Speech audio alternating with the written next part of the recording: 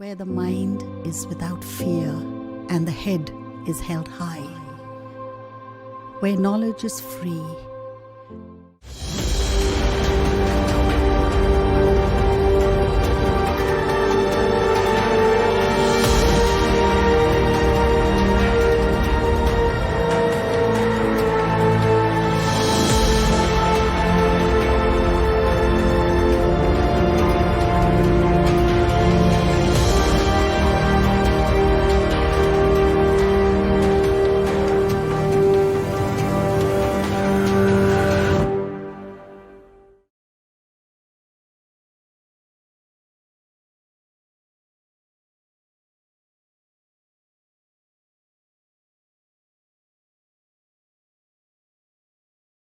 আমি এর আগের দিন তোমাদের ক্লাস নিয়েছিলাম সূচক না বাস্তব সংখ্যার উপরে। আজকের দ্বিতীয় দিনের ক্লাস, আজকে উপবিদ্য সংক্রান্ত। আমার নাম হচ্ছে চন্দন সাহা, স্কুল হচ্ছে অক্রমণী করোনেশন ইনস্টিটিউশন। তো আজকে আমরা শুরু করব যে উপপাদ্য, সেটা হচ্ছে ভেদক এবং মধ্যবিন্দু সংক্রান্ত উপপাদ্য। যে কোনো উপপাদ্য বুঝতে গেলে আমাদের দুটো জিনিস সবসময় ভালো করে বুঝতে হয়।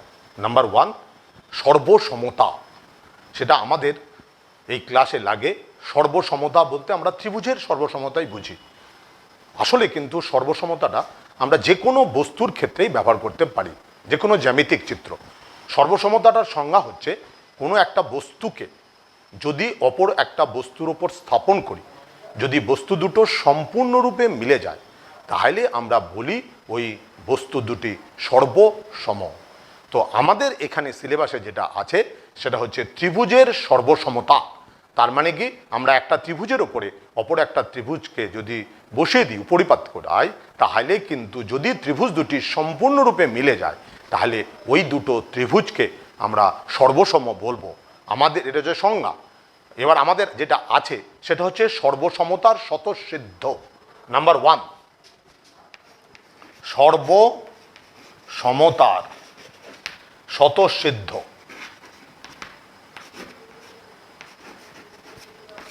সর্বসমতার স্বতঃসিদ্ধ number one, side side side. এটাকে যদি এ এ এ ভুল বলে ফেললাম, শুরুতেই ভুল হয়ে গেল। প্রথমে হচ্ছে side, S for side, side side side. এটাকে যদি আমরা ব্যাখ্যা করি, সেটা হচ্ছে একটা ত্রিভুজের তিনটি বাহু যদি অপর ত্রিভুজের তিনটি বাহুর সঙ্গে সমান হয়, তাহলে ওই দুটো ত্রিভুজকে আমরা সর্বসম বলবো। Number two, side angle side. এটা কিন্তু খুব গুরুত্বপূর্ণ। এটা যে দুটো কোণ আর দুটো বাহু আর হচ্ছে অন্তর্ভুক্ত কোণ লাগবে। একটি ত্রিভুজের দুটো বাহু তাদের অন্তর্ভুক্ত কোণ যদি অপর ত্রিভুজের দুটি বাহু তাদের অন্তর্ভুক্ত কোণের সাথে সমান হয়, তাহলে ত্রিভুজ দুটি সর্বসম হবে। আমি ছবিতে বোঝাচ্ছি। কোণ এবিসি ত্রিভুজ আর ডিইএফ ত্রিভুজ, যদি এই বাহুর সাথে সমান হয়, এই বাহু যদি এই বাহুর সাথে সমান হয়, আর এই কোণটা এই কোণের সাথে সমান হয়, তাহলে কিন্তু ত্রিভুজ দুটি সর্বসম হবে না। সর্বসম হতে গেলে যেটা দরকার, এই দুটো বাহুর অন্তর্ভুক্ত কোণ, অর্থাৎ এই কোণটা লাগবে, তাহলে কিন্তু আমরা ত্রিভুজ দুটি সর্বসম বলতে পারবো। 3 নম্বর, অ্যাঙ্গেল অ্যাঙ্গেল সাইড। অর্থাৎ একটি ত্রিভুজের দুটো কোণ যদি অপর ত্রিভুজের দুটো কোণের সাথে সমান হয়, এবং একটি ত্রিভুজের দুটো কোণ এবং একটি বাহু যদি অপর ত্রিভুজের দুটো কোণ এবং একটি বাহুর সাথে সমান হয়, তাহলে ত্রিভুজ দুটি সর্বসম হবে। 4 নম্বর যেটা আছে সেটা হচ্ছে রাইট হ্যান্ড RHS। অর্থাৎ সমকোণী ত্রিভুজের অতিভুজ এবং একটা যে কোনো বাহু, সমকোণী ত্রিভুজের অতিভুজ এবং একটা যে কোনো বাহু, R for right angle triangle, H for hypotenuse, S for হচ্ছে সাইড। তো একটি সমকোণী ত্রিভুজের যদি অতিভুজ এবং যে কোনো একটা বাহু অপর সমকোণী ত্রিভুজের অতিভুজ এবং যে কোনো একটা বাহুর সাথে সমান হয়, তাহলে কিন্তু ত্রিভুজ দুটি সর্বসম হবে। এবার দেখো, এটা বুঝতে গেলে যেটা দরকার, সেটা দুটো সমকোণী ত্রিভুজ আছে। তাহলে এই কোণ আর এই কোণ সমান, আমরা বলছি এই বাহুটা এই বাহুর সাথে সমান, অতিভুজ আর এটা সমান, এইটা হচ্ছে স্বতঃসিদ্ধটা। এখন প্রশ্ন হচ্ছে যদি কোনো ক্ষেত্রে এই বাহুটা এই বাহুর সাথে সমান হয় তাহলেও কিন্তু এই বাহুর সাথে সমান, এই বাহুর সাথে সমান, তাদের অন্তর্ভুক্ত কোণ 90 ডিগ্রি, এরা যদি সমান হয় তাহলেও কিন্তু ত্রিভুজ দুটি সর্বসম হবে, সেটা তো আমরা আগেই বলে রেখেছি। তাহলে রাইট অ্যাঙ্গেল ট্রায়াঙ্গেলের ক্ষেত্রে, রাইট অ্যাঙ্গেল ট্রায়াঙ্গেল তাদের ক্ষেত্রে অর্থাৎ সমকোণী ত্রিভুজের ক্ষেত্রে কিন্তু বৈশিষ্ট্যটা হচ্ছে অতিভুজ। একটি সমকোণী ত্রিভুজের অতিভুজ এবং যে কোনো একটা বাহু অপর সমকোণী ত্রিভুজের অতিভুজ এবং যে কোনো একটি বাহুর সঙ্গে যদি সমান হয় তাহলে ত্রিভুজ দুটো সর্বসম হবে। আমাদের উপপাদ্যে বেশিরভাগ ক্ষেত্রে যে কাজটা করা হয় সেটা হচ্ছে দুটো ত্রিভুজ সর্বসম প্রমাণ করা হয়। তো সর্বসম প্রমাণের ক্ষেত্রে যে তিনটে করে সাইড সাইড সাইড অর্থাৎ তিনটে শর্ত, সাইড অ্যাঙ্গেল সাইড তিনটে শর্ত, আমি যেটা ভুল করে লিখেছিলাম সেটা হচ্ছে অ্যাঙ্গেল অ্যাঙ্গেল অ্যাঙ্গেল অর্থাৎ তিনটে কোণ। একটি ত্রিভুজের তিনটি কোণ যদি অপর ত্রিভুজের তিনটি কোণের সাথে সমান হয় তাহলে সেক্ষেত্রে ত্রিভুজ দুটি সদৃশকোণী হয় অর্থাৎ সদৃশ হয়। ওটা ক্লাস 10-এ আছে, আমি ভুলবশত ওটা লিখে দিয়েছিলাম, এটা নয়। তাহলে এই চারটার যে কোনো একটা ক্ষেত্র যদি মিলে যায় তাহলে আমরা বলতে পারবো ত্রিভুজ দুটি সর্বসম। এটা নাম্বার 1। তারপর লাগবে উপপাদ্য বুঝতে গেলে দুটো সরলরেখা সমান্তরাল হবে কখন, দুটি সরলরেখা কখন সমান্তরাল হবে। দুটো সরলরেখা সমান্তরাল হওয়ার শর্ত আগে বলি, সমান্তরাল কাকে বলে। যেমন সর্বসমতা কাকে বললাম, ত্রিভুজের সমান্তরাল হচ্ছে একই সমতলে অবস্থিত দুটি সরলরেখাকে উভয় দিকে যত খুশি বর্ধিত করলে যদি সরলরেখা দুটি কখনো পরস্পরকে ছেদ না করে তাহলে আমরা বলবো সরলরেখা দুটি সমান্তরাল। সংজ্ঞাটা হচ্ছে একই সমতলে অবস্থিত দুটো সরলরেখাকে উভয় দিকে যত খুশি বর্ধিত করলে যদি সরলরেখা দুটি কখনো পরস্পরকে ছেদ না করে তাহলে কিন্তু ওই সরলরেখা দুটো সমান্তরাল হবে। এবার সেখান থেকে আমরা বলতে পারি যদি দুটো সরলরেখার মধ্যবর্তী দূরত্ব সর্বদা সমান থাকে তাহলেও সরলরেখা দুটো সমান্তরাল হবে, কিন্তু সংজ্ঞাটা হচ্ছে একই সমতলে কথাটা কিন্তু বলতেই হবে। দুটো ভিন্ন তলে থাকলে তারা কিন্তু অসমতলিক রেখা, তার জন্য আলাদা মেথড আছে, পরবর্তী ক্লাসে আমরা শিখব। আমাদের দুটো সরলরেখা সমান্তরাল হওয়ার জন্য কি কি শর্ত লাগবে, যেমন ত্রিভুজের সর্বসমতার জন্য কি কি শর্ত লাগবে বললাম, দুটো সরলরেখা সমান্তরাল হওয়ার জন্য কি কি শর্ত লাগবে। নাম্বার 1, একান্তর কোণ সমান হতে হবে। নাম্বার 1, একান্তর কোণ সমান। নাম্বার 2, অনুরূপ কোণ সমান হতে হবে। ছবিতে দেখাচ্ছি এই দুটো হচ্ছে একান্তর কোণ আর এই দুটো হচ্ছে কি অনুরূপ কোণ, দুটো অনুরূপ কোণ সমান হতে হবে।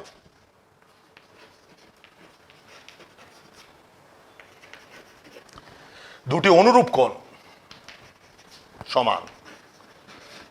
3 নম্বর, এটা হচ্ছে ছেদকের একই পার্শ্বে অবস্থিত, ছেদকের একই পার্শ্বে অবস্থিত দুটি অন্তঃকোণের যোগফল 180 ডিগ্রি। ছেদকের একই পাশে অবস্থিত, ছেদকের একই পাশে অবস্থিত দুটি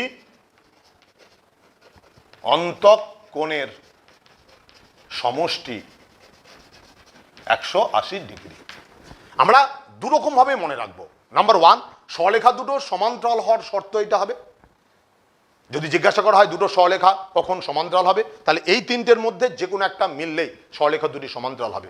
আবার কোনো কোনো ক্ষেত্রে সরলরেখা দুটি সমান্তরাল প্রমাণ করার জন্য কিন্তু আমরা উল্টোটাও করতে পারি, হয়তো দুটো সরলরেখা আমাকে সমান্তরাল দেখাতে হবে, তখন হয় একান্তর কোণ সমান দেখাবো, না হয় অনুরূপ কোণ সমান দেখাবো, নয় ছেদকের একই পার্শ্বে অবস্থিত দুটি অন্তঃকোণের যোগফল 180 ডিগ্রি দেখাবো। আমাদের এই প্রমাণগুলো আগে আমরা যখন পড়াশোনা করেছি প্রত্যেকটা প্রমাণ ছিল, এখন তোমাদের সিলেবাসে প্রমাণগুলো ক্লাস 8-এ কিছু কিছু আছে বা কিছু কিছু নেই। তো যাই হোক, আমাদের যেটা দরকার সেটা হচ্ছে এই তিনটে নিয়ম, দুটো সরলরেখা সমান্তরাল হওয়ার যে সমস্ত শর্ত সেটা লাগবে। এবার তারপরে আসছি, তাহলে আমরা প্রথমে শেখালাম সর্বসমতা, তারপর শেখালাম দুটো সরলরেখা সমান্তরাল হওয়ার শর্ত কি কি লাগবে। এবার আসবো সামান্তরিক কাকে বলে।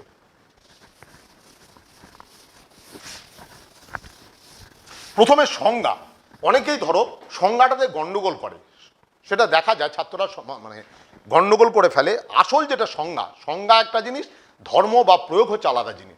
সংজ্ঞাটা হচ্ছে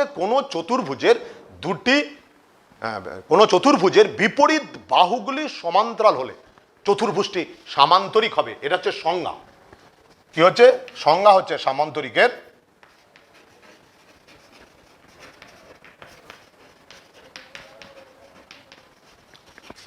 কোন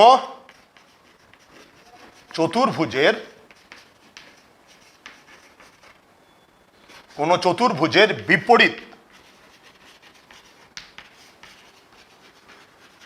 বাহুগুলি, কোন চতুর্ভুজের বিপরীত বাহুগুলি সমান্তরাল হলে, কোন চতুর্ভুজের বিপরীত বাহুগুলি সমান্তরাল হলে চতুর্ভুজটি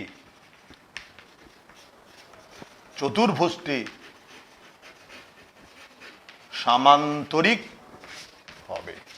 কোন চতুর্ভুজের বিপরীত বাহুগুলি সমান্তরাল হলে চতুর্ভুজটি সামান্তরিক হবে। এবার সামান্তরিকের ধর্ম আছে। নাম্বার 1, বিপরীত বাহুগুলি সমান। নাম্বার 2, বিপরীত বাহুগুলি, বিপরীত কোণগুলো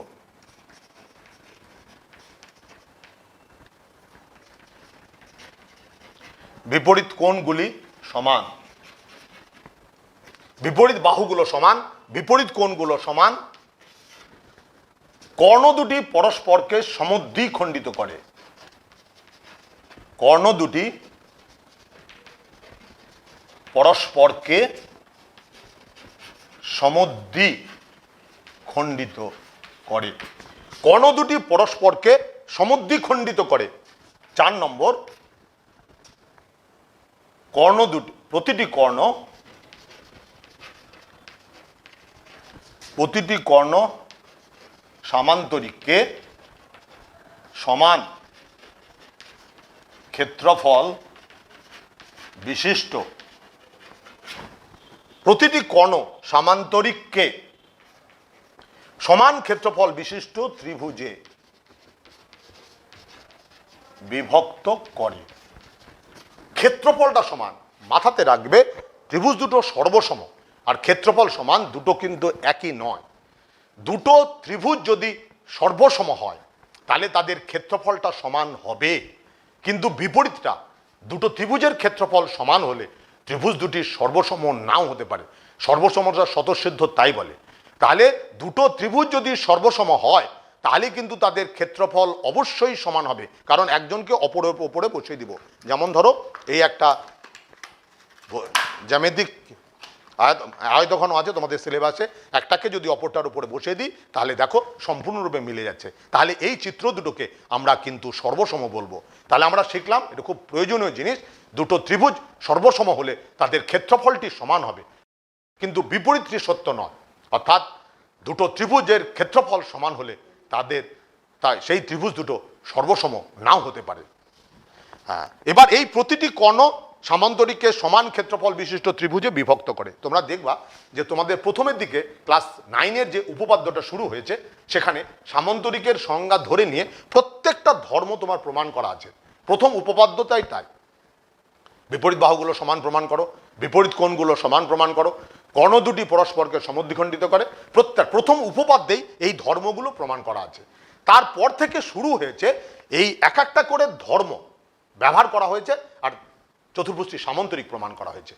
তারপরের ক্ষেত্রগুলোতে কি হয়েছে, একটা করে ধর্ম যেমন ধরা হয়েছে, বিপরীত কোণগুলি সমান হলে, মনে করো কোনো চতুর্ভুজের বিপরীত কোণগুলি সমান হলে চতুর্ভুজটি সামান্তরিক হবে, কোনো চতুর্ভুজের বিপরীত বাহুগুলো সমান হলে চতুর্ভুজটি সামান্তরিক হবে। অর্থাৎ প্রত্যেকটা ধর্ম ধরে ধরে আমরা সামান্তরিক প্রমাণ করতে পারবো।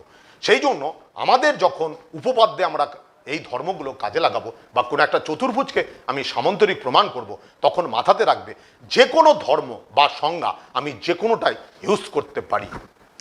যে কোনো ধর্ম বা যে কোনো ধর্ম বা সংজ্ঞা যে কোনোটাই ইউজ করে আমি কিন্তু চতুর্ভুজটাকে সামান্তরিক প্রমাণ বলতে পারি।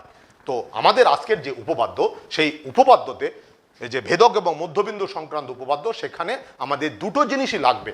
নাম্বার ওয়ান, ত্রিভুজের সর্বসমতাও লাগবে, আবার নাম্বার টু, কোনো একটা চতুর্ভুজকে আমাকে সামান্তরিক প্রমাণ করতে হবে। আচ্ছা, তোমরা একটা জিনিস গুলিয়ে ফেলো, আমরা যখন খাতা দেখি যে সামান্তরিকের মধ্যে কিন্তু সামান্তরিকটি রম্বস হতে পারে, সামান্তরিকটি বর্গক্ষেত্র হতে পারে, সামান্তরিকটি আয়তক্ষেত্র হতে পারে, মানে সামান্তরিকেরই শ্রেণী বিভাগ। তোমরা দেখবা ক্লাস 8-এ বইয়ে আছে, 9-এর শুরুতেই আছে একটা সামান্তরিক, মানে চতুর্ভুজের বিভিন্ন শ্রেণী বিভাগ আছে। অনেকেই গুলিয়ে ফেলে যে স্যার রম্বস কি সামান্তরিক, স্যার বর্গক্ষেত্র কি সামান্তরিক। সামান্তরিকেরই ভাগ, প্রথম হচ্ছে সামান্তরিক, তারপর এক একটা করে শর্ত ইউজ হবে, সেই শর্ত থেকে কখনো বর্গক্ষেত্র হবে, কখনো আয়তক্ষেত্র হবে, কখনো রম্বস হবে। যেমন আমি সামান্তরিকের পরে প্রথম যেটা বলতে পারবো, সামান্তরিকের সন্নিহিত বাহু দুটো দৈর্ঘ্য সমান হয়, অর্থাৎ চারটি বাহুর দৈর্ঘ্য যদি সমান হয় তাহলে সেটা রম্বস হবে। এবার রম্বসের উপর যদি ইউজ করি, রম্বসের একটি কোণ যদি সমান হয় তাহলে সেটা বর্গক্ষেত্র হবে। ভুল বলে ফেললাম, রম্বসের একটি কোণ যদি 90 ডিগ্রি হয় তাহলে সেই রম্বসটি কিন্তু বর্গক্ষেত্র হবে। সামান্তরিকের ক্ষেত্রে কি হবে? সামান্তরিকের ক্ষেত্রে আয়তক্ষেত্রের ক্ষেত্রে কি হবে? সামান্তরিকের একটি কোণ যদি 90 ডিগ্রি হয় তাহলে সেটা আয়তক্ষেত্র হবে। অতএব সামান্তরিকেরই বিভিন্ন ভাগ, সামান্তরিকের মধ্যেই পড়ে আয়তক্ষেত্র, বর্গক্ষেত্র, রম্বস, তারা প্রত্যেকেই সামান্তরিকের এক একটা ভাগ, সেই জন্য ভুলিয়ে ফেলবে না কখনো। এবার আমরা মূল উপপাদ্যে যাচ্ছি, যেটা আমাদের প্রয়োজন। যে কোনো উপপাদ্য বুঝতে গেলেই ত্রিভুজের সর্বসমতা লাগবে। কেন? কখনো তোমাকে বলা হলো যে এই দুটো বাহু সমান দেখাও, তখন আমরা কি কাজ করে থাকি? ওই বাহু দুটো, যে ত্রিভুজের বাহু, সেই দুটো ত্রিভুজকে সর্বসম দেখায়। এবার সর্বসম দেখানোর সময় গুনে গুনে তিনটে জিনিস মিললো কিনা তোমরা কিন্তু খেয়াল করবে, যে কোনো একটা ছুটে গেলেই কিন্তু ভুল হয়ে যাবে। হ্যাঁ, এবার শুরু করছি, আমরা মূল উপপাদ্যে আসছি।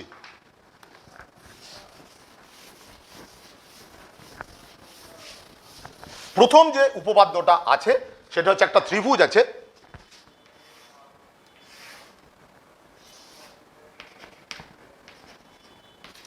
এবিসি ত্রিভুজের এবি বাহুর মধ্যবিন্দু ডি, এসি বাহুর মধ্যবিন্দু ই।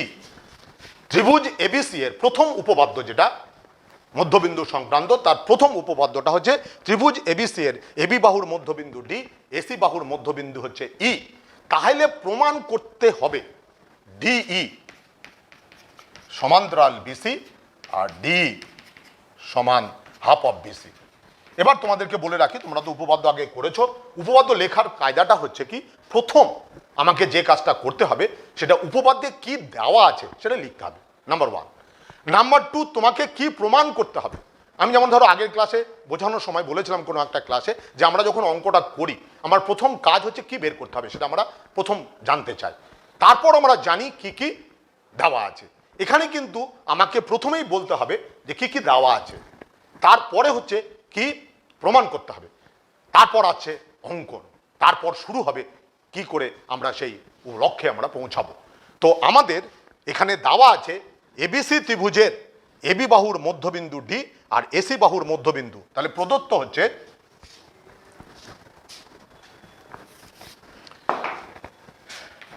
এবি এবং এসি এর মধ্যবিন্দু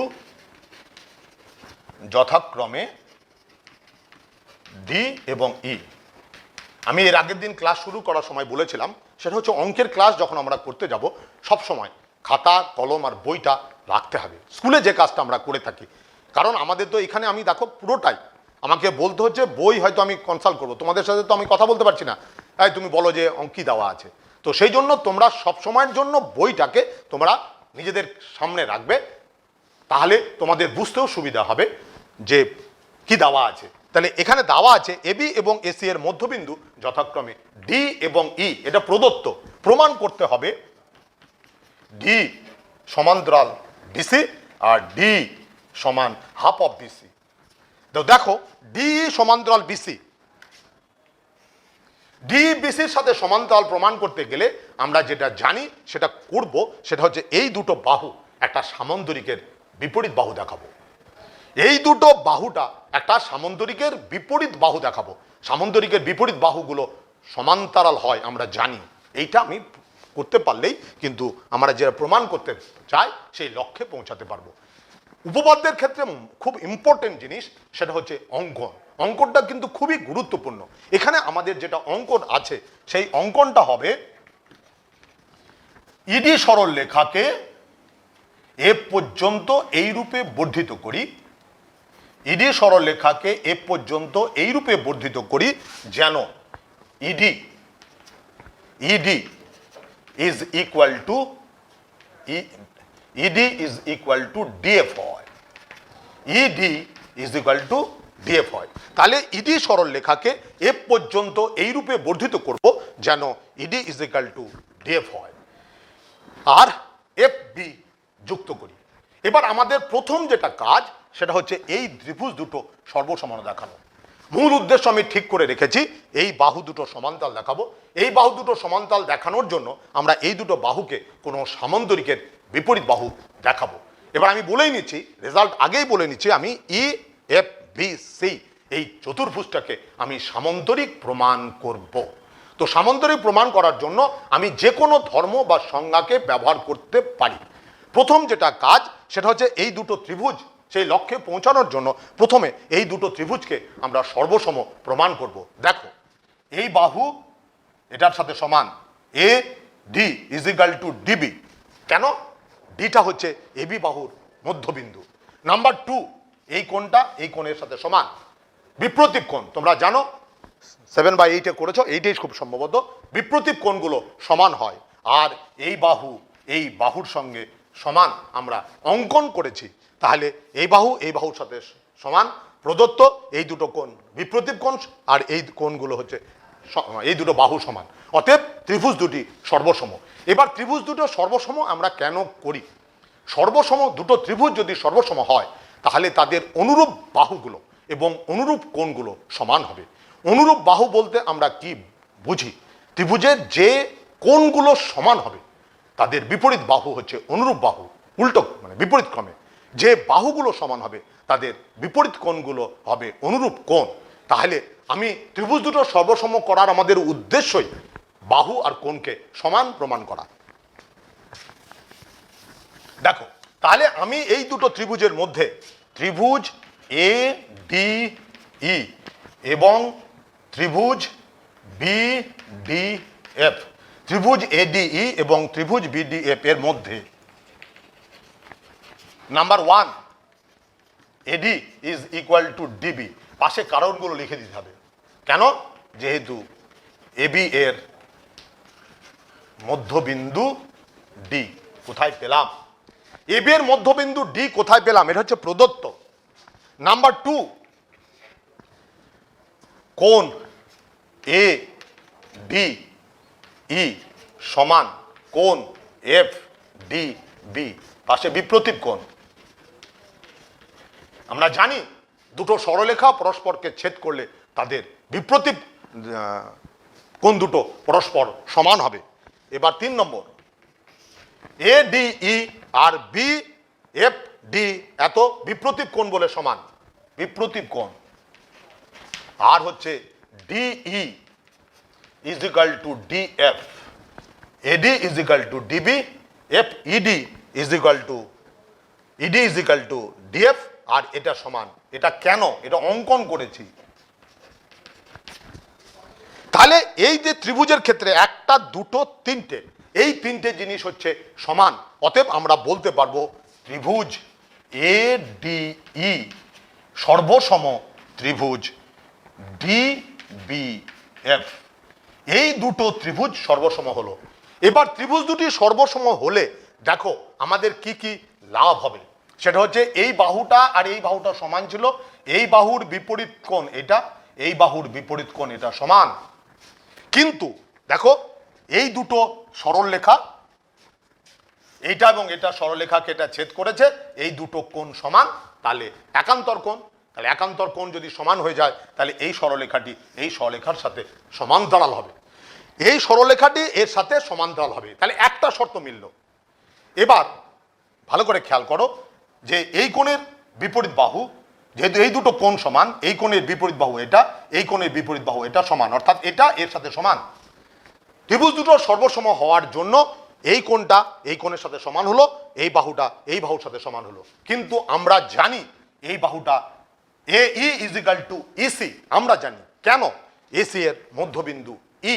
অতএব EC is equal to FB হবে, EC is equal to FB হবে। অর্থাৎ এই দুটো বাহু আগের বারে সমান্তরাল দেখালাম, এবার সমান দেখালাম, তাহলে ধর্মটা হচ্ছে চতুর্ভুজের টির বিপরীত বাহু সমান সমান্তরাল, অতএব চতুর্ভুজটি সামান্তরিক হবে। এবার আমি পরের অংশটুকু লিখে দেখাচ্ছি।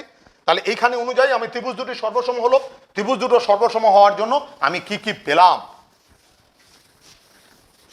ত্রিভুজ দুটো সর্বসম হওয়ার জন্য কি কি পেয়েছি? কোণ ডি, কোণ ডি এ ই সমান কোণ ডি বি এফ। তাহলে এই কোণটা এই কোণের সাথে সমান, এবং এবং তোমার হচ্ছে F B, F B is equal to A E. তাহলে এই কোণটা এই কোণের সাথে সমান, এই বাহুটা এই বাহুর সাথে সমান। এবার এইটা ত্রিভুজ দুটো সর্বসম হওয়ার জন্য এই দুটো শর্ত আমরা পেলাম। এই শর্ত দুটোকে কাজে লাগিয়ে আমরা কি পাবো সেটা খেয়াল করো। যেহেতু এবার এই দুটো শর্তকে আমরা এবার ভাঙবো, যেহেতু কোণ ডি এ ই সমান কোণ ডি বি এফ, কিন্তু ইহারা একান্তর কোণ, কিন্তু ইহারা একান্তর কোণ, অতএব এফ বি সমান্তরাল এই, এফ বি সমান্তরাল এই, অর্থাৎ এফ বি সমান্তরাল ইসি। কারণ এই আর ইসি একটা সরলরেখারই দুটো পার্ট, অর্থাৎ এই ইজ ইকুয়াল টু ইসি। তাহলে আমি একটা পেলাম, সামান্তরিকের একটা ধর্ম পেলাম, এই বাহু এই বাহুর সাথে সমান্তরাল। এবার যদি এই বাহু এই বাহুর সাথে সমান্তরাল প্রমাণ করতে পারি তাহলে হতো, কিন্তু সেইটা প্রদত্ত শর্ত অনুযায়ী এই দুটো সরলরেখা আমরা সমান্তরাল দেখাতে পারবো না। তাহলে কি করব? আমরা প্রমাণ করে রেখেছি F B is equal to এই, কিন্তু এই ইজ ইকুয়াল টু এই ইজ ইকুয়াল টু ইসি। কেন? যেহেতু এসি এর মধ্যবিন্দু ই, যেহেতু এসি এর মধ্যবিন্দু ই, এই ইজ ইকুয়াল টু ইসি, অতএব এফ বি সমান ইসি, এফ বি সমান ইসি, এফ বি সমান হচ্ছে ইসি। তাহলে আমাদের দাঁড়ালো এফ বি আর ইসি সমান সমান্তরাল, অতএব চতুর্ভুজটি সামান্তরিক। এবার লিখব কি? এটার পরে যেটা আমরা প্রমাণ বলে দিয়েছি শুরুতেই, যে আমি সামান্তরিক প্রমাণ করার জন্য যে সমস্ত ধর্ম জানি তার যে কোনো একটা ধর্ম আমাদের মেলাতে পারলেই হবে। এখানে মেলালাম সমান সমান্তরাল। Therefore B C E F চতুর্ভুজের, এত চতুর্ভুজের বি সি ই এফ চতুর্ভুজের এফ বি সমান ইসি এবং এফ বি সমান্তরাল ইসি, এফ বি সমান ইসি, এফ বি সমান্তরাল এফ সি ইসি। অতএব আমাদের যেটা দাঁড়ালো সেটা বি সি ই এফ একটি সামান্তরিক। তো সামান্তরিক হলে আমরা কি জানি?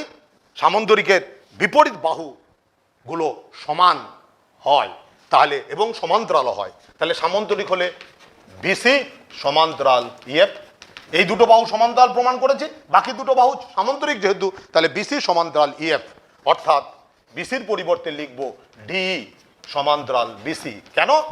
বিসি আর ডিই একই সরলরেখার অংশ। সরলরেখা বলতে আমরা অসীমগামী বুঝি, তাহলে একই শব্দ, এটা এর সাথে সমান, অর্থাৎ একটা উপপাদ্যের একটা পার্ট আমরা এখানে প্রমাণ করলাম। এবার দ্বিতীয়টা আমরা প্রমাণ করার জন্য কি করব দেখো। দ্বিতীয় পার্টটা প্রমাণ করব কি করে? আমরা জানি যেহেতু বি সি ই এফ একটি সামান্তরিক, এটা প্রমাণ করেছি। তাহলে therefore EF is equal to BC. EF is equal to BC.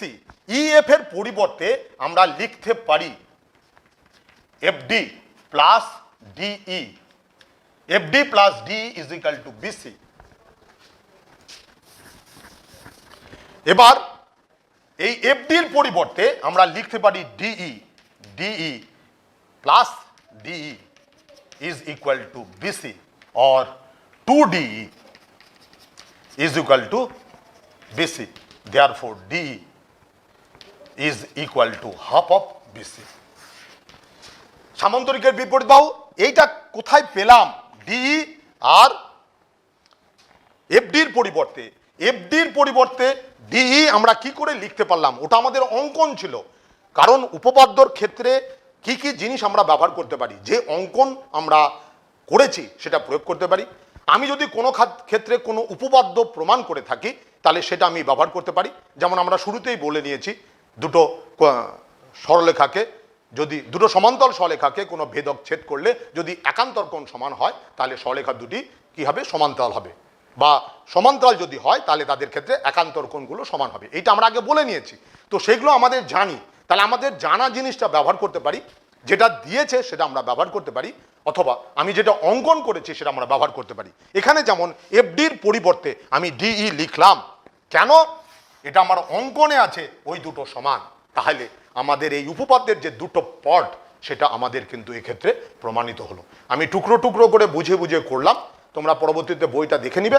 বই সেম জিনিসই করেছি, কিন্তু আমার বোঝানোর ধরনটা হচ্ছে কি, যে আমি কি করতে চাই সেইটা আমি আগে বলে নিয়েছি, পাট করে প্রত্যেকটা করে দেখালাম। এর পরের যেটা উপপাদ্য একই, উপপাদ্যের 50% অংশ একই আছে, কিন্তু শুধু শর্তটা আলাদা, যেটা প্রদত্ত সেটা আলাদা, আর হচ্ছে কি প্রমাণটার কিছুটা অংশ হচ্ছে আলাদা। এবার আমাদের এইখানে এই উপপাদ্যটা বোঝানো কমপ্লিট হলো। এবার আমরা আসছি পরের উপপাদ্য। এবার পরের যেটা উপপাদ্য সেটা একই, ত্রিভুজ মধ্যবিন্দু সংক্রান্ত উপপাদ্য। সেটা হচ্ছে ABC একটা ত্রিভুজ। তফাৎটা কোথায় সেটা শুধু মনে রাখবে। ABC একটা ত্রিভুজ, AB বাহুর মধ্যবিন্দু D। D বিন্দু দিয়ে BCর সমান্তরাল সরলরেখা অঙ্কন করা হলো, যেটা AC কে E বিন্দুতে ছেদ করে। তাহলে কি দেওয়া আছে? AB বাহুর মধ্যবিন্দু D, D বিন্দু দিয়ে BCর সমান্তরাল সরলরেখা অঙ্কন করা হলো, যেটা AC কে E বিন্দুতে ছেদ করে। তাহলে প্রদত্ত হচ্ছে AB এর মধ্যবিন্দু D, D সমান্তরাল BC, এই দুটো হচ্ছে প্রদত্ত। কি প্রমাণ করতে হবে? প্রমাণ করতে হবে E। প্রমাণ যেটা সেটা হচ্ছে E AC এর মধ্যবিন্দু নাম্বার 1, নাম্বার 2 D সমান হাফ অফ BC। আগেও এটা প্রমাণ করেছি। D is equal two half of BC আগেও প্রমাণ করেছি, এখনো আমাদের এটা প্রমাণ আছে। শুধু আগেরটাতে ছিল ডিটা BCর সাথে সমান্তরাল প্রমাণ করতে দিয়েছিল, এবার এক্ষেত্রে ইটা হচ্ছে AC বাহুর মধ্যবিন্দু, এটা প্রমাণ করতে দিয়েছে। তো প্রমাণ করার জন্য এখানে কিন্তু বৈশিষ্ট্য হচ্ছে অঙ্কন সেম আছে। প্রথমেও আগে যেমন আমরা দুটো ত্রিভুজকে সর্বসম প্রমাণ করেছিলাম, সেখানে এখানেও দুটো ত্রিভুজকে সেম পদ্ধতিতেই আমরা সর্বসম প্রমাণ করব। প্রমাণ করার পর আমরা যে সামান্তরিক প্রমাণ করেছিলাম সেই সামান্তরিকের এখানে অন্য ধর্মটা ইউজ করব। দেখে নাও কি করব আমি। তাহলে এটা হচ্ছে প্রদত্ত। এবার তারপরে কি থাকে বলেছি, এটা হচ্ছে প্রদত্ত। তারপর বলছে এটা প্রমাণ করতে হবে, তারপর থাকে অঙ্কন। অঙ্কন সেম, ইডি সরলরেখাকে এফ পর্যন্ত এই রূপে বর্ধিত করি, জানো ইডি সরলরেখাকে এফ পর্যন্ত এই রূপে বর্ধিত করি, যেন ইডি অঙ্কনে আছে ED is equal to DF. ED is equal to DF. অঙ্কন এইটা হচ্ছে, এটা বর্ধিত করব। এবার দেখো সেম প্রমাণ, এই কোণটা এই কোণের সাথে সমান, বিপ্রতীপ কোণ, এই বাহুটা সমান, যেহেতু এবি বাহুর মধ্যবিন্দু ডি, আর এই সরলরেখা সমান তোমার হচ্ছে কি অঙ্কন করেছি। তাহলে সেই নিয়ম অনুযায়ী আমাদের ত্রিভুজ দুটি সর্বসম হবে। তো ত্রিভুজ দুটি যদি সর্বসম হয় তাহলে আগের মতো আমরা কি কি পাবো? ত্রিভুজ দুটি যদি সর্বসম হয় তাহলে আমরা পাবো number 1 AE is equal to F B. Number one AE is equal to F B পাবো। নাম্বার টু কোণ ডি এ ই সমান কোণ D B F. D A E সমান ডি বি এফ, এই দুটো কোণ সমান, কিন্তু ইহারা একান্তর কোণ, কিন্তু ইহারা একান্তর কোণ, কিন্তু ইহারা একান্তর কোণ। অতএব এফ বি সমান্তরাল এই, অর্থাৎ এফ বি সমান্তরাল ইসি। তাহলে আমি পেলাম এফ বি সমান্তরাল ইসি। বলো, আগেও পেয়েছিলাম এটা। এবার কিন্তু আমাদের দুটো বাহু সমান্তরাল দেখাতে পেয়েছি। আগের বারে এই দুটো বাহু সমান দেখিয়েছিলাম, সেটা কিন্তু নেই, প্রদত্ত শর্তে সেটা করতে পারছি না। এবার তাহলে কি করতে হবে? দেখো, ডিটা এর সাথে সমান্তরাল, ডি সমান্তরাল বিসি, তো এটা পেয়েছি ডিই সমান্তরাল বিসি, অর্থাৎ ইএফ সমান্তরাল বিসি। তাহলে এফ বি সমান্তরাল ইসি এটা আমি প্রমাণ করেছি, আর ইএফ সমান্তরাল বিসি আমাকে কোশ্চেনে দিয়েছে। তাহলে এক্ষেত্রে সামান্তরিকের কাকে বলে সেই সংজ্ঞাটা মিলল, অর্থাৎ কোনো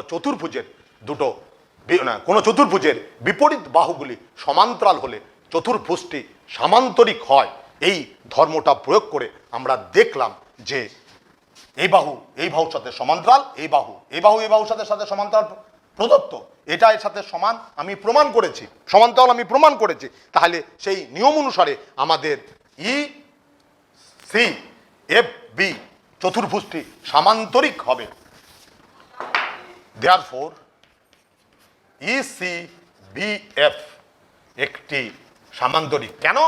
এই বাহুর সাথে সমান্তরাল প্রদত্ত, এটা এর সাথে সমান্তরাল আমি প্রমাণ করেছি, অতএব এই চতুর্ভুজটি সামান্তরিক হবে, অর্থাৎ ECBF একটি সামান্তরিক। এবার সামান্তরিক হলে তুমি কি জানো? সামান্তরিক হলে তুমি জানো বিপরীত বাহু সমান হয়। তো বিপরীত বাহু যদি সমান হয় তাহলে এই বাহুটা এই বাহুর সাথে সমান হবে, অর্থাৎ BC is equal two EF হবে। তাহলে এই যে দুটো উপপাদ্য পাশাপাশি করলে অনেক সময় গুলিয়ে যায়, যাতে গুলিয়ে না যায় তার জন্য তোমরা খেয়াল করবে দুটো উপপাদ্যের ক্ষেত্রেই কিন্তু এই দুটো ত্রিভুজকে সর্বসম প্রমাণ করতে হবে সেম মেথডে। শুধু এই চতুর্ভুজটিকে সামান্তরিক প্রমাণ করার পদ্ধতিটুকু আলাদা।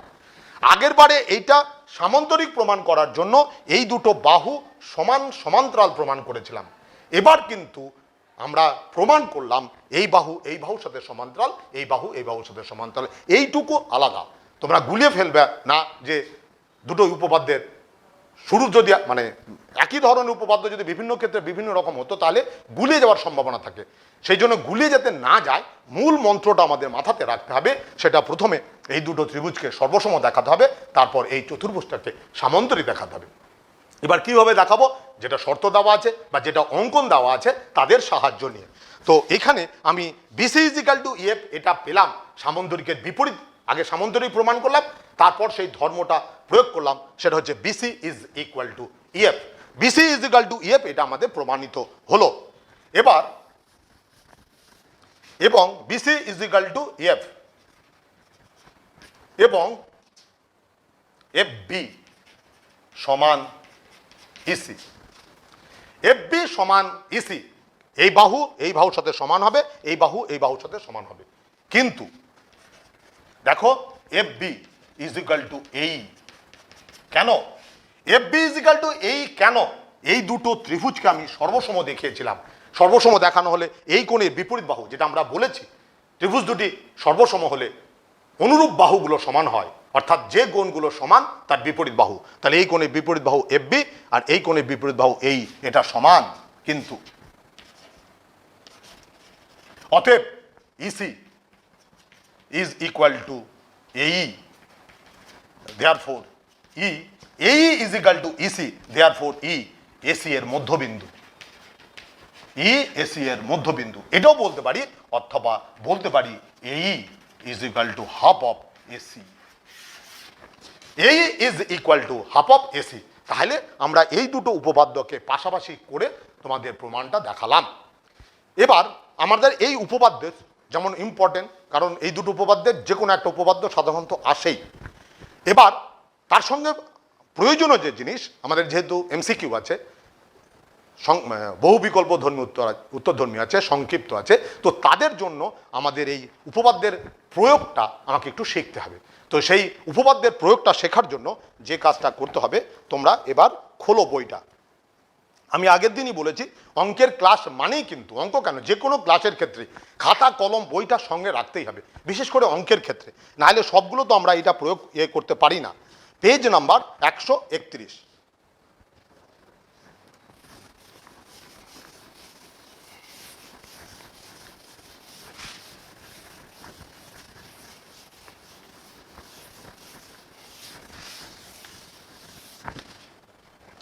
পেজ হচ্ছে 131, নাম্বার হচ্ছে 2। দেখো ডি এবং ই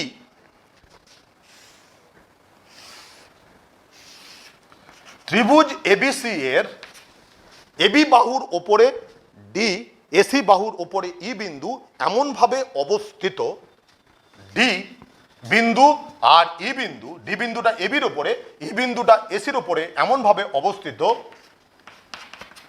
এডি সমান 1/4 অফ এবি, এই সমান 1/4, এখানে 1/4 বাই এসি।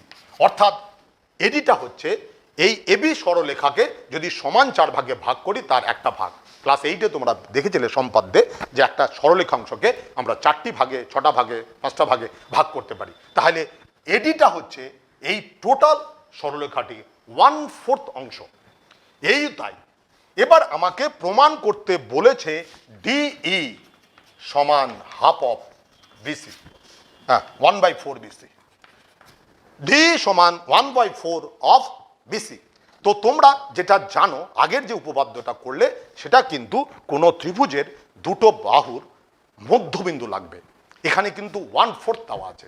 তাহলে এখানে এই প্রমাণটা করার জন্য আমাকে অঙ্কন করতে হবে, এবি বাহুর মধ্যবিন্দু নিতে হবে পি, আর এসি বাহুর মধ্যবিন্দু নিতে হবে কিউ। অর্থাৎ অঙ্কনটা এবি বাহুর ওপরে পি, এসি বাহুর ওপরে কিউ বিন্দু এই রূপে নিই যেন এপি সমান হাফ অফ এবি আর এ কিউ সমান হাফ অফ এসি। এপি সমান half of AB, A Q সমান হাফ অফ এসি নিলাম। তো মনে রাখবে অনেক সময় কি হচ্ছে, অর্ধেকটা বোঝা যায়নি, উপপাদ্যের ক্ষেত্রে খুব একটা দোষ নয় এটা, সম্পাদ্যে যেমন ধরো অ্যাকুরেট হতে হয়, তো সেই ক্ষেত্রে আমাকে তাহলে আরও মেজারমেন্ট করে করতে হবে, সেটা করলে ভালো, অবশ্যই আমি অস্বীকার করতে পারবো না, কিন্তু আমি ওই বোঝানোর ক্ষেত্রে গুরুত্ব দিয়েছি বলে দেখো এটা কিন্তু এটা আর এটা কখনো সমান হতে পারবে না আমাদের নিয়ম অনুসারে। তো যাই হোক, তাহলে আর একটু সরিয়ে দিই। এবার এবি সরলরেখার উপরে পি একটা বিন্দু, এসি সরলরেখার উপর কিউ একটা বিন্দু এই রূপে নিই যেন এপি সমান half of AB, A Q সমান হাফ অফ এসি হয়। অর্থাৎ পিটা হচ্ছে এবি বাহুর মধ্যবিন্দু আর কিউটা হচ্ছে এসি বাহুর মধ্যবিন্দু। তাহলে কিন্তু আমরা আগের যে উপপাদ্যটা করলাম সেই উপপাদ্য অনুসারে যদি এবি বাহুর মধ্যবিন্দু পি হয়, এসি বাহুর মধ্যবিন্দু যদি কিউ হয়, তাহলে আমরা কিন্তু বলতে পারি পি কিউ সমান হাফ অফ বিসি। উপপাদ্যটির প্রয়োগ যখন তুমি প্রয়োগ করবে তখন উপপাদ্যে কি ছিল সেটা কিন্তু বলতেই হবে, তারপর তার রেজাল্টটা। তাহলে আমি বলবো ত্রিভুজ এবিসি এর এবি বাহুর মধ্যবিন্দু পি, লেখাটা এরকম হবে, অঙ্কন বুঝিয়েছি, কি প্রদত্ত সেটা বুঝিয়েছি, প্রমাণটাও লিখেছি। এবার এই PQ is equal to half BC, এটা লেখার সময় আগে যে কথাটা বলতে হবে সেটা হচ্ছে, যেহেতু এবি এর মধ্যবিন্দু পি এবং এসি এর মধ্যবিন্দু কিউ। কেন? এটা আমি অঙ্কন করেছি, আমি বারবার বলেছি অঙ্কনটা ব্যবহার করতে পারি, আমি যেটা জানি সেটা ব্যবহার করতে পারি, অথবা যেটা দিয়েছে সেটা আমরা ব্যবহার করতে পারি। তাহলে এখানে এবি এর মধ্যবিন্দু পি, এসি এর মধ্যবিন্দু কিউ যদি হয়, তাহলে আমরা বলতে পারি পি কিউ সমান হাফ অফ বিসি। কিন্তু আমার লাগবে P Q is equal to 1/4 into, না পি কিউ নয়, ডি সমান এত। তো সেইটাকে দেখো কি করে করব। এখানে দেখো এডি ইজ ইকুয়াল টু দিয়েছিল 1/4 ইন্টু এবি, তাহলে 1/2 ইন্টু হাফ অফ এবি, তাহলে হাফ অফ এবি সমান কি হবে, হাফ অফ এপি। যে শর্তটা দিয়েছে সেটা হচ্ছে AD is equal to 1/4 into AB, half into half 1/4, এই 1/4 পরিবর্তে এইটা, এটা কোথায় পেয়েছি আমি অঙ্কন করেছি, তাহলে এটা হলো AD is equal to half of AP, অর্থাৎ ডিটা এপি বাহুর মধ্যবিন্দু। ঠিক একই পদ্ধতিতে ইটা একিউ বাহুর মধ্যবিন্দু। তাহলে আমাদের এবার যেটা দাঁড়ালো সেটা ত্রিভুজ এ পি কিউ এর ক্ষেত্রে এপি এর মধ্যবিন্দু ডি এবং একিউ এর মধ্যবিন্দু ই, এর মধ্যবিন্দু ডি আর একিউ এর মধ্যবিন্দু ই, therefore DE is equal to half of P Q. D সমান হাফ অফ পি কিউ। এবার পি কিউ এর পরিবর্তে আমরা লিখতে পারবো হাফ অফ বিসি। তাহলে বুঝতে পারলে কি করে আমরা আগের উপপাদ্যটি প্রয়োগ করলাম, যেটা দাবা ছিল সেই জন্য আমাদের উপপাদ্য প্রমাণের ক্ষেত্রে অঙ্কনটা কিন্তু খুব গুরুত্বপূর্ণ। আমরা যখন এক্সট্রা আমাদের সিলেবাসে সবসময় 3 নম্বরে একটা অঙ্ক এক্সট্রা থাকে, সেটা কখনো এক্সারসাইজ থেকে থাকে, কখনো উদাহরণ থাকে। মাধ্যমিকের বেশিরভাগ ক্ষেত্রে দেখা যায় যে সেটা উদাহরণ থেকেই আসে, বেশিরভাগ, সবসময় যে এমন হবে সেটা নয়। তো যাই হোক, আমাদের ওই এক্সট্রা 3 নম্বরের জন্য পেতে, ওই 3 নম্বরটা পেতে গেলে অনেক পরিশ্রম করতে হবে, কারণ সেখানে আমরা যেমন আমাদের জানা যে উপপাদ্যগুলো আছে সেখানকার অঙ্কন তো আমি মুখস্থ করে নেব বুঝে বুঝে, কিন্তু যেখানে আমার অপরিচিত থাকবে সেখানে অঙ্কনটা কিন্তু খুব গুরুত্বপূর্ণ। যেমন এই অঙ্কটা আমাদের এক্সারসাইজে ছিল 131 পেজ, সেইখানে ডিটা বলে দিয়েছিল 1/4 অফ এত, ইটা বলেছিল 1/4 অফ এত, সেখান থেকে আমরা মধ্যবিন্দুতে, কারণ আমাকে ওই উপপাদ্যটা প্রয়োগ করতে হবে, উপপাদ্য প্রয়োগ করার জন্য উপপাদ্যের যে বিষয়গুলো আছে সেটা তো আমাকে খেয়াল রাখতে হবে, কারণ সেটা শর্তটা না মেলাতে পারলে আমরা কিন্তু কখনোই সেই উপপাদ্যটি ব্যবহার করতে পারবো না।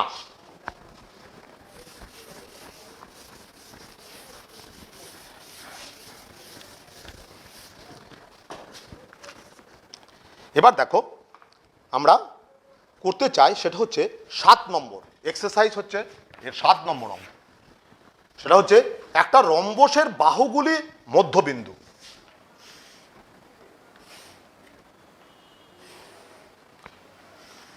রম্বস সম্বন্ধে তোমাদের কিন্তু ভুল ধারণা থাকা উচিত নয়, কারণ একবার 8-এ আমরা শিখেছি, 7-এও বোধহয় শিখেছি চতুর্ভুজের শ্রেণী বিভাগ, সেখানে রম্বস হতে গেলে কিন্তু সামান্তরিক সেটা প্রথম, তারপর হচ্ছে তার 4টি বাহুর দৈর্ঘ্য সমান।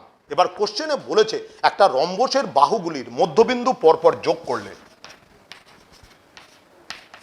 এর মধ্যবিন্দু পি, এর মধ্যবিন্দু কিউ, এর মধ্যবিন্দু আর, এর মধ্যবিন্দু এস, এদের মধ্যবিন্দুগুলো যদি আমি যোগ করি তাহলে যে চতুর্ভুজটা তৈরি হবে পি কিউ আর এস, এই যে চতুর্ভুজটা তৈরি হবে তোমাকে এই চতুর্ভুজটি সামান্তরিক নয়, চতুর্ভুজটি আয়তক্ষেত্র দেখাতে হবে। তো চতুর্ভুজটি আয়তক্ষেত্র দেখাতে গেলে তোমাকে প্রথমে চতুর্ভুজটি সামান্তরিক দেখাতে হবে। এবার তোমরা জানো সামান্তরিক প্রমাণ করতে গেলে কতগুলো ধর্ম সংজ্ঞা আছে, তাদের মধ্যে যে কোনো একটা মেলাতে পারলেই আমি বলতে পারবো যে সেই চতুর্ভুজটি সামান্তরিক হবে। তাহলে প্রথমে চতুর্ভুজটি সামান্তরিক প্রমাণ করার পর আমরা আয়তক্ষেত্র প্রমাণ করব। আয়তক্ষেত্রের ধর্মে আছে ওর কর্ণ দুটোর দৈর্ঘ্য সমান হয়,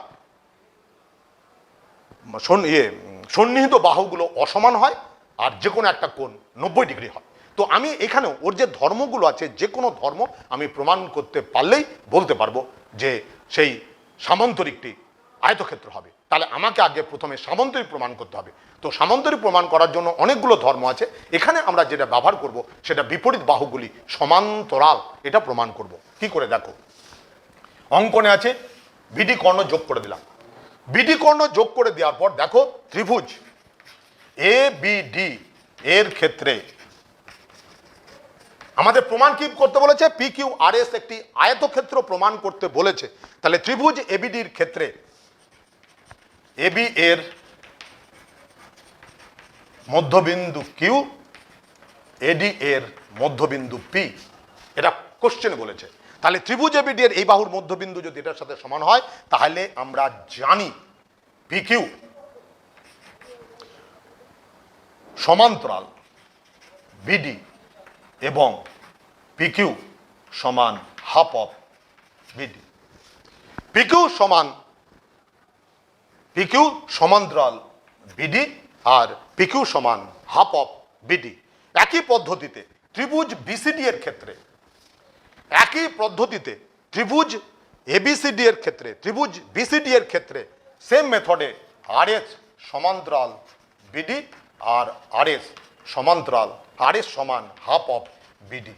তাহলে দেখা যাচ্ছে পিকিউ এবং আরএস, পিকিউ এবং আরএস এর মান সমান। PQ is equal two RS, এটা একটা বেরালো। আর পিকিউ দেখো, আরএস এবং পিকিউ এবং আরএস প্রত্যেকেই বিডির সাথে সমান্তরাল। তাহলে যদি ওরা প্রত্যেকেই বিডির সাথে সমান্তরাল হয় তাহলে তারা নিজেরাও সমান্তরাল হবে। তাহলে এই দুটো শর্তকে আমরা কম্বাইন করে লিখতে পারি পিকিউ সমান আরএস এবং পিকিউ সমান্তরাল আরএস। তাহলে এক্ষেত্রে চতুর্ভুজটির সামান্তরিক হওয়ার যে ধর্মটা মেলালাম সেটা হচ্ছে এই বাহুর সাথে সমান্তরাল, এই বাহুর সাথে সমান। অতএব পি কিউ আর এস একটি সামান্তরিক।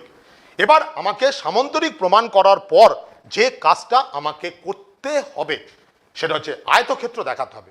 আয়তক্ষেত্র দেখাতে গেলে আমি এই কোণটা যদি 90 ডিগ্রি দেখাতে পারি তাহলেও হবে।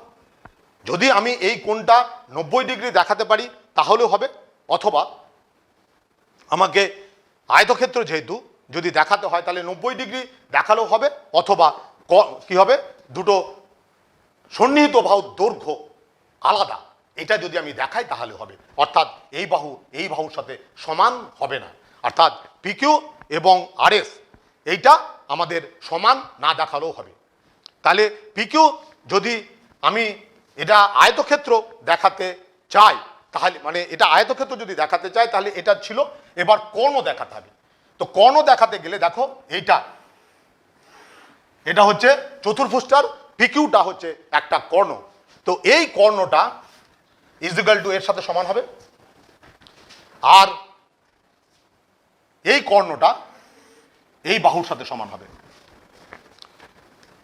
এই কর্ণটা এই বাহুর সাথে সমান হবে, আর এই কর্ণটা এই বাহুর সাথে সমান হবে। তাহলে দেখা যাচ্ছে যেহেতু, তাহলে আমাদের এই উপপাদ্য অনুযায়ী P R is equal to, কারণ এটা সেম মেথডে এর সাথে সমান্তরাল হবে, এটা এর সাথে সমান্তরাল হবে তাহলে এবং সমান হবে, তাহলে P R is equal to AB হবে। আবার QS is equal to A D হবে। কিন্তু পি আর আর হচ্ছে কিউএস, পি আর এবং কিউএস এখানে এবি আর এডি এই দুটো সমান, কারণ রম্বসের দুটো সন্নিহিত বাহুর দৈর্ঘ্য সমান হবে। তাহলে এই বাহুটা এর সাথে সমান, এই কর্ণটা এর সাথে সমান, কিন্তু এই দুটো বাহু সমান কেন? ওরা হচ্ছে সামান্তরিক রম্বসের দুটো সন্নিহিত বাহু। তো রম্বসের 4টা বাহুর দৈর্ঘ্য সমান, অতএব সন্নিহিত বাহুর দৈর্ঘ্য দুটো সমান হবে। অতএব P R is equal to QS. তাহলে আমরা দেখলাম পি কিউ আর এস এই চতুর্ভুজের বিপরীত বাহুগুলো সমান্তরাল, অতএব চতুর্ভুজটি সামান্তরিক। তারপর দেখালাম ওর কর্ণ দুটোর দৈর্ঘ্য সমান, অতএব চতুর্ভুজটি আয়তক্ষেত্র হবে। তাহলে কোন কোন সামান্তরিকের কর্ণ দুটোর দৈর্ঘ্য সমান হয় সেটা হচ্ছে বর্গক্ষেত্র এবং আয়তক্ষেত্র। এদের কর্ণ দুটোর দৈর্ঘ্য সমান হবে, কিন্তু রম্বসের কর্ণ দুটোর দৈর্ঘ্য কিন্তু অসমান হয়। তাহলে এক্ষেত্রে আমাকে প্রমাণ করতে বলেছিল চতুর্ভুজটি আয়তক্ষেত্র। তো চতুর্ভুজটি আয়তক্ষেত্র প্রমাণ করার জন্য আমরা প্রথমে সামান্তরিক প্রমাণ করলাম, তারপর সামান্তরিক প্রমাণ করার পর সেখান থেকে আয়তক্ষেত্র প্রমাণ করার জন্য ওই চতুর্ভুজটির কর্ণ দুটোর দৈর্ঘ্য আমরা সমান দেখালাম।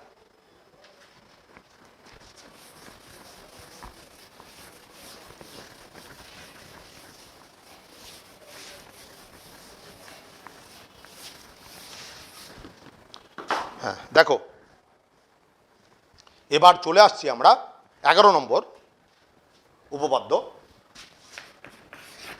11 নম্বরে আছে এবিসিডি একটি ট্র্যাপিজিয়াম যার এবি সমান পেজ 131, সেটা হচ্ছে এবি সমান্তরাল DC, AB is greater than DC.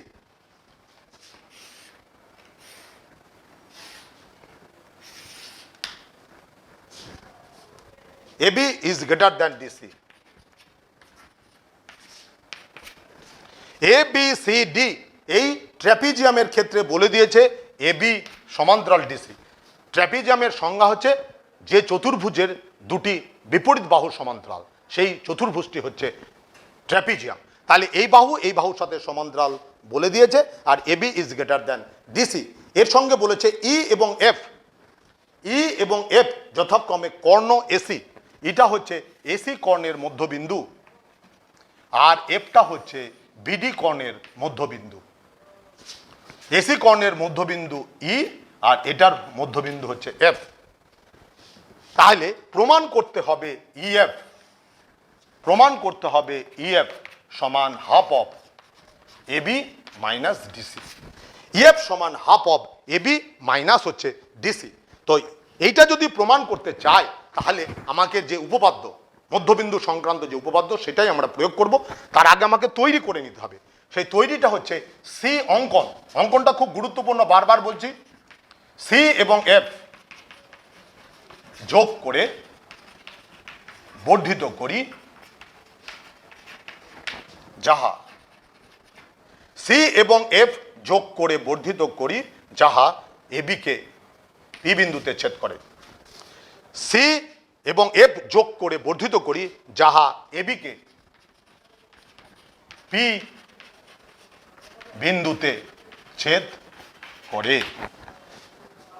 এবার দেখো, আমি যে কাজটা করব সেটা হচ্ছে ত্রিভুজ অঙ্কন করার পর যে কাজটা আমাকে প্রথম করতে হবে সেটা হচ্ছে ত্রিভুজ ডি সি এফ, ত্রিভুজ ডি সি এফ এবং ত্রিভুজ বি পি এফ, ত্রিভুজ বিপিএফ এবং ত্রিভুজ ডিএফসি, এই দুটো ত্রিভুজকে সর্বসম দেখাতে হবে। আবার সর্বসম দেখানোর জন্য আমরা যে স্বতঃসিদ্ধ জানি সেটা ইউজ করছি। প্রথম, এই দুটো কোণ সমান, বিপ্রতীপ কোণ বলে সমান। এই দুটো কোণ সমান কারণ কোশ্চেনে বলেছে এটা এর সাথে সমান্তরাল। তাহলে এই দুটো কোণ সমান, তাহলে দুটো কোণ সমান হলো। আর কি লাগবে? একটা বাহু।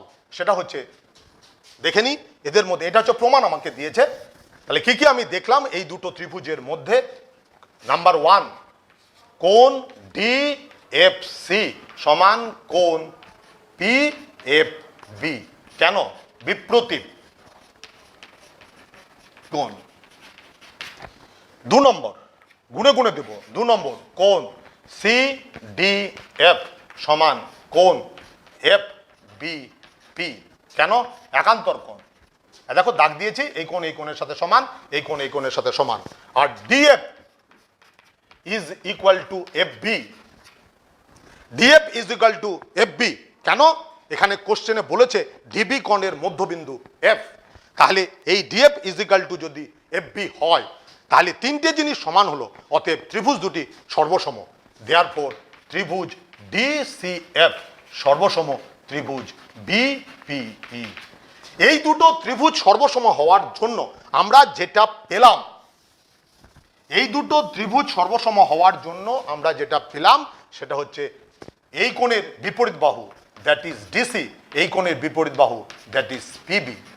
এই কোণের বিপরীত বাহু হচ্ছে ডিসি, এই কোণের বিপরীত বাহু হচ্ছে পিবি। ডিসি আর পিবি সমান হলো, এবং আরেকটা জিনিসও সমান, সেটা হচ্ছে CF is equal two FP. এটা কি করে হবে? এই কোণ আর এই কোণ সমান, এই কোণের বিপরীত বাহু হচ্ছে এটা, এই কোণের বিপরীত বাহু হচ্ছে এফপি। তাহলে এটাও সমান। এবার এফটা সিএফ এবং এইটা সমান হওয়ার অর্থ, CF is equal two FP, এটা সমান হওয়ার অর্থ এফটা পিসি বাহুর মধ্যবিন্দু। এবার তোমরা খেয়াল করো, ত্রিভুজ এ পি সি, ত্রিভুজ এপিসি এর ক্ষেত্রে এসির মধ্যবিন্দু, এসি এর মধ্যবিন্দু ই, এসি এর মধ্যবিন্দু ই, এপি এর মধ্যবিন্দু হচ্ছে এফ। এটা কোথায় পেলাম? এই যে প্রমাণ করেছি। এপি এর মধ্যবিন্দু এফ কোথায় পেলাম সেটা প্রমাণ করেছি। আর এর মধ্যবিন্দু ই, এটা যে প্রদত্ত কর্ণের মধ্যবিন্দু, ওটা বলা ছিল মধ্যবিন্দু এফ, এত এর মধ্যবিন্দু এফ। তাহলে আমাদের নিয়ম অনুযায়ী এই ত্রিভুজটার ক্ষেত্রে এই বাহুর মধ্যবিন্দু ই, এই বাহুর মধ্যবিন্দু এফ, দেয়ারফর ইএফ সমান হাফ অফ এ, এটা হচ্ছে পি। হাফ অফ এপি পেলাম, কারণ এই ত্রিভুজটার ক্ষেত্রে এই বাহুর মধ্যবিন্দু ই, এই বাহুর মধ্যবিন্দু এফ, অতএব F is equal to half of যতটুকু দরকার। সমান্তরাল এখানে আমার দরকার নাই তো প্রমাণে, যেটা দরকার সেটি আমাকে বলতে হবে। তাহলে EF is equal to half of AP is equal to half of এপির পরিবর্তে লিখতে পারি এবি মাইনাস পিবি। এপির পরিবর্তে লিখতে পারি এবি মাইনাস পিবি সমান half of AB minus PB. পিবির পরিবর্তে আমরা লিখতে পারি ডিসি, এটা প্রমাণ করেছি। তাহলে আমাদের দাঁড়ালো EF is equal to half of কত হবে? এবি মাইনাস হচ্ছে ডিসি। প্রমাণ হলো। প্রয়োগ, আমরা যে উপপাদ্য করলাম তার প্রয়োগ দেখালাম। এবার আমাদের একটা এক্সট্রা সময় আরেকটাই আছে, একটা হচ্ছে কি সমকোণী ত্রিভুজ আছে।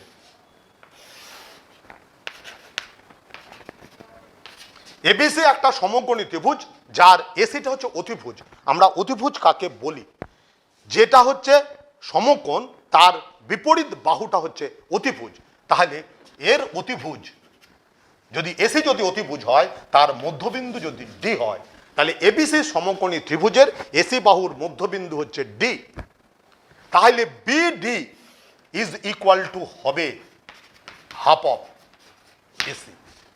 BD is equal to half of AC. এই উপপাদ্যটি প্রয়োগ, এটা তোমাদের বইয়ে করে দেওয়া আছে, দেখে নিও। খুব ইম্পর্টেন্ট উপপাদ্য, আসেও বহুবার, এক্সট্রা জ্যামিতি হিসাবে বহুবার এসছে।